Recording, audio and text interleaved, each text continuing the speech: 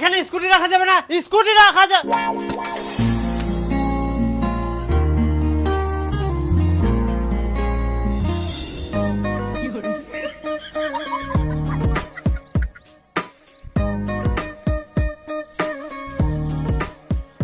তোমাকে দেখে না আমি পাগল হয়ে গেলাম।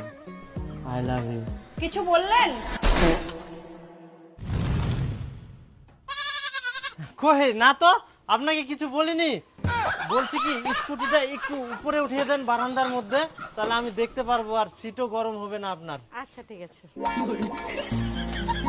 হ্যাঁ হ্যাঁ আরেকটু একটু আমি আমি আমি ঠেলে দিচ্ছি। হ্যাঁ বাস বাস, হ্যাঁ রাখো রাখো। হ্যাঁ বলছি কি আমার দোকানে একটু যাবেন, আমি ফ্রিতে চা খাওয়াই। না না, আমার একটু কাজ আছে ওদিকে। আচ্ছা আচ্ছা ঠিক আছে, পরে আসো। কি আমার দোকানে ফ্রিতে চা খাওয়াই, একটু আসো আমার দোকানে।